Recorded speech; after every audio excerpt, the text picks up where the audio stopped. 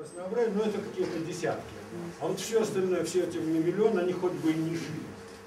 Это такая глубокая точка зрения. Когда у человечества, то есть, конечно, внешне могут говорить, птички, цветочки, пусть они живут. А на практике и практическое мышление человека, и действия человека, они все именно таковы, что хоть бы они не жили. Потому что единственная ценность, высшая ценность на Земле – это человек. И вот человек, он имеет право жить за счет уничтожения всех остальных видов на Земле. Вот все они пусть выдохнут, лишь бы человечеству было хорошо. Это практическая точка зрения, и человек на самом деле только так и действует в настоящее время. В одной стране мира, несмотря на то, что принимаются самые различные конвенции по сохранению биоразнообразия, по сохранению природы и так далее, ни в одной стране мира тенденция на глобальное уничтожение живой природы, дикой природы не остановлена. Не то чтобы пошла вспять, но не остановлена. Наоборот, она идет все более нарастающими темпами. По сравнению вот с этим уничтожением всего живого, что не является человеком, те несчастья, которые может принести изменение климата для жизни на планете, это, конечно, совершенно ничего. Самая серьезная опасность для живого населения планеты – это человек. Климат здесь, вообще-то говоря, может меняться, пусть даже в тех ужасных пределах, о которых говорила коллега.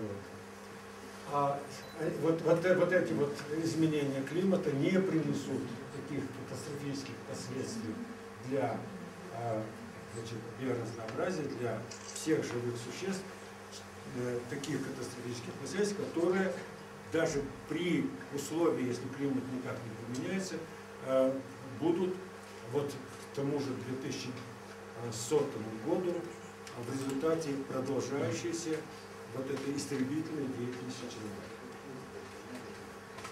Почему я вот об этом говорю? И на этом заостряю внимание. Так вот, я говорю об этом потому, что на самом деле человек рубит сук, на котором он сидит. Климат не создается парниковыми газами. Парниковые газы в самом лучшем случае они модифицируют климат. Климат, земной климат, создается прежде всего именно всей совокупностью живых организмов, исключая человека. Человек не формирует климат, он его разрушает. И вот по мере разрушения дикой природы разрушается тот единственный механизм, который создает климат приемлемый для существования человека, для существования той биосферы, частью которого является человек. И вот если вот этот механизм будет уничтожен, а он сейчас существенно подобен. Все проблемы с климатом начались в 60-х годах, когда естественных экосистем на суше осталось меньше 40%.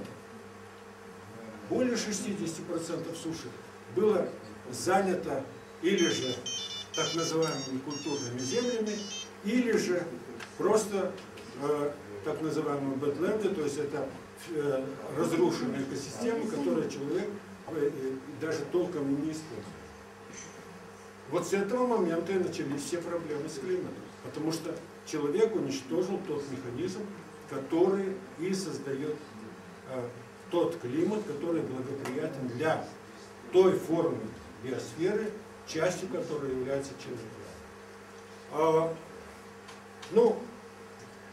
Динозавров, которые были властителями планеты нашей, и вдруг в одночасье, одночасье так, грубо говоря, это растянулось на миллионы лет, но тем не менее все они вымерли.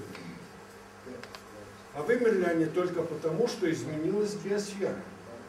Исчезли в биосфере те виды которые поддерживали именно тот состав биоразнообразия, который поддерживал существование динозавров.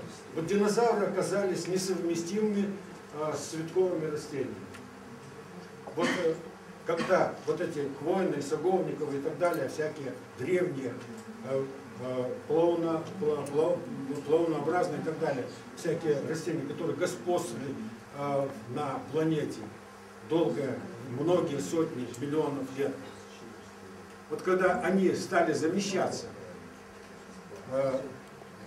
цветковыми растениями, те, которые сейчас начали господствовать, кардинально изменилась ситуация в самой биосфере, изменилась сама биосфера, и уже места для динозавров не стало. То есть вот это говорит о том, что условия для существования в целом на планете контролируют прежде всего живые организмы. Мы об этом не знаем и знать не хотим, но вот нас все-таки интригует судьба несчастных динозавров. Потому что мы вот как-то на подсознательном уровне чувствуем, что если мы дальше будем так же себя вести, но динозавры, положим, не были мыслящими существами, человеческим смысле слова. Но, по-видимому, они внесли такое сильное возмущение в окружающую среду, которая разрушила ту основу, на которой они, то есть основу этой природы, на которой они существовали. Это, может быть, они производили слишком много парникового газа. Но это вообще-то, конечно, очень смешно предположить. Но вот на самом деле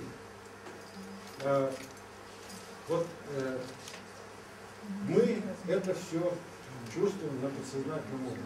И мы, если выведем вот это беспокойство на уровень сознания, то мы тогда поймем, что вот еще не потеряна возможность изменения нашего поведения, изменить и ситуацию. То есть не только отодвинуть вот, катастрофические изменения климата. Собственно говоря, не нужно менять климат катастрофическим образом. Достаточно изменить биосферу. Она останется биосферой. Жизнь сохранится на Земле. На Земле люди, какие-нибудь другие разумные существа. Может быть, они будут более разумные, чем мы.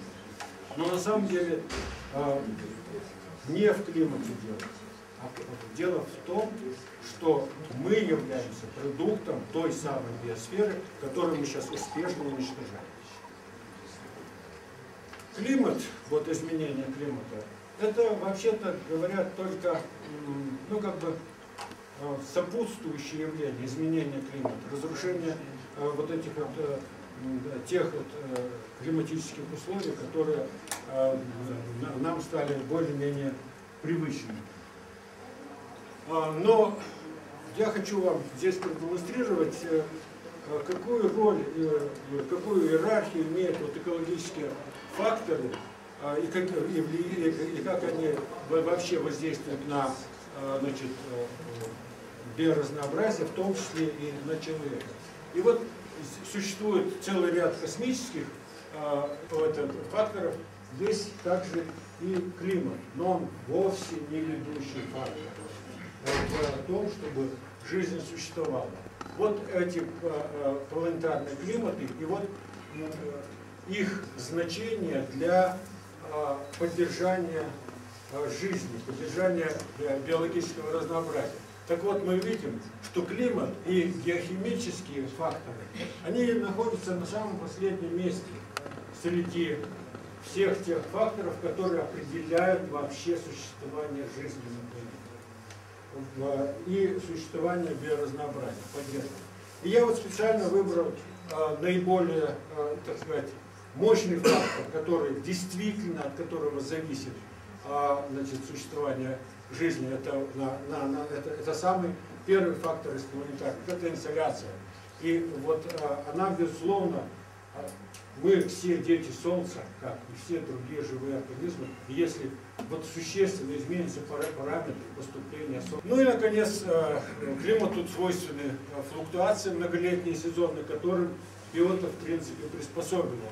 И границы климатических областей тоже, в принципе, подвижны. И это говорит о том, что, вообще-то говоря, есть безусловное влияние климата, но это не ведущий фактор, который вообще определяет само существование жизни. Вот. А теперь мы посмотрим, что же формирует планетарный климат. Ну, я уже говорил об инсоляции, и огромное значение имеет газовый состав атмосферы,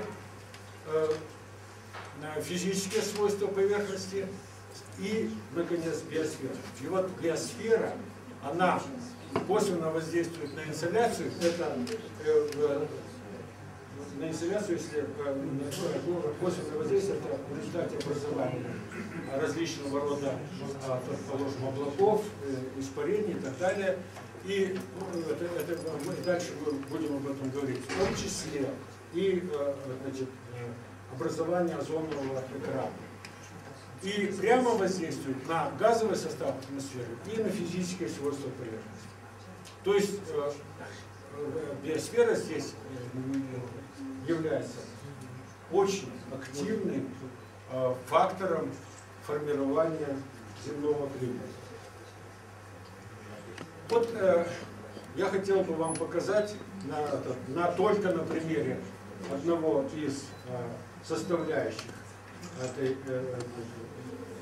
отвратительной газы с нашей точки зрения. Так вот, в этой среде, значит, конечно, в такой атмосфере, значит, живые организмы не могли существовать. Они существовали в основном в океане. Кроме того, они не могли существовать на поверхности, под поверхностью значит, воды. Это слой почти 2 метра толщиной должен быть, чтобы нейтрализовать это уничтожающее действие ультрафиолетового излучения жесткого. Проникновение фотосинтезирующих значит, организмов, то есть то, что мы называем растениями, есть и другие группы фотосинтезирующих организмов. Так вот, они появились в биосфере, они создали кислород, они насытили этим кислородом и океанические толщи, и атмосферу, и только тогда стал возможным выход на сушу высших растений и животных.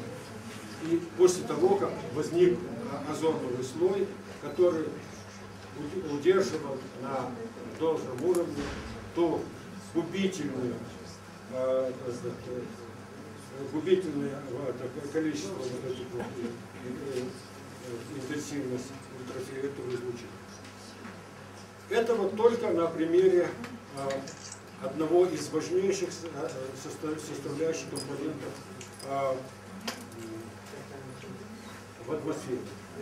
То есть кислород. Точно так же значительная часть тех компонентов, которые важны и для существования жизни, и для формирования климата, также контролируется биосферой, живыми организмами. И при этом совершенно четко надо себе знать, что такой функцией могут обладать только естественные экосистемы. Только естественные, только дикая природа. Потому что все, что создано человеком, сады, поля, рощи и так далее, это все разрушает устойчивость. Они паразитируют на той устойчивости, то есть на том запасе жизни, которое накоплено в результате деятельности дикой природы. Потому что ничто, никакая из систем человека, созданных человеком, не обладает никакой устойчивостью. Напротив, это очаги экологической нестабильности на планете. И чем шире зона, значит, разрушения, я уже кончил.